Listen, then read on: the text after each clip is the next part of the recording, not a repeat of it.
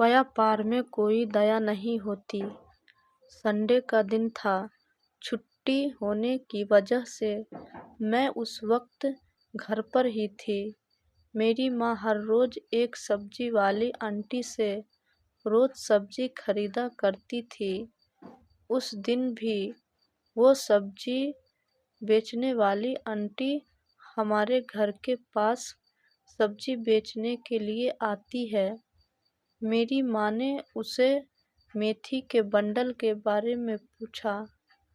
वो आंटी ने उसकी कीमत 24 रुपये बंडल कहा। मेरी माँ की कीमत उस सब्जी बेचने वाली आंटी की कीमत से ठीक आधी थी, पर मेरी माँ ने उस सब्जी बेचने वाली आंटी से ये भी कहा था कि अगर तुमने मुझे 12 रुपये प्रति बंडल के दाम में दे दी तो मैं तुमसे 3 बंडल खरीदूंगी। मैं देखती रही। कुछ देर तक तो वो दोनों अपनी अपनी कीमत पर ही अड़े रहे। सब्जी बेचने वाली आंटी ने मेरी माँ से कहा कि इस कीमत पर तो मुझे भी नहीं मिली है। इतना बोलकर वो अपने सिर पर टोकरी रख चलने लगती है। थोड़ा आगे चलने के बाद सब्जी बेचने वाली आंटी पीछे मुड़ती है और मेरी माँ से कहती है कि चलिए 15 रुपये में प्रति बंडल आपको दे देती हूँ। मेरी माँ तभी भी नहीं मानती है और वो अपना सिर हिलाकर उनसे कहती है कि नहीं, 12 रुपये प्रति बंडल देना है तो दो, वरना मुझे नहीं लेनी।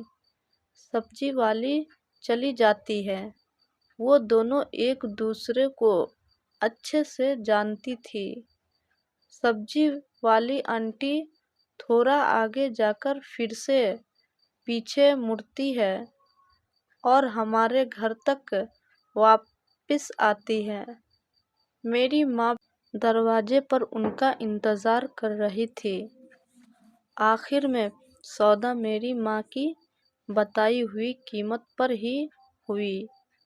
मेरी माँ मेथी के प्रत्येक बंडल को अच्छे से देखकर उसमें से अच्छे अच्छे 3 बंडल निकाल कर अंत में उसे पैसे देती है।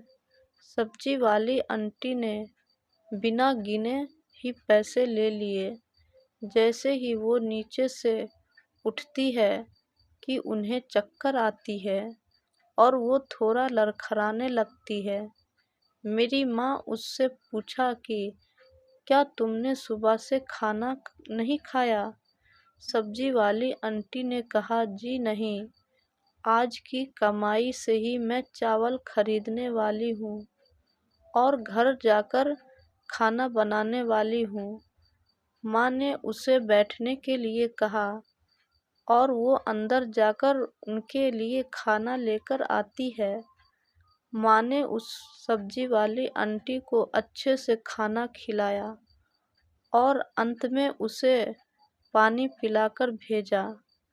सब्जी वाली भी बहुत खुश हो गई और उसने मेरी माँ को अंत में धन्यवाद कहा।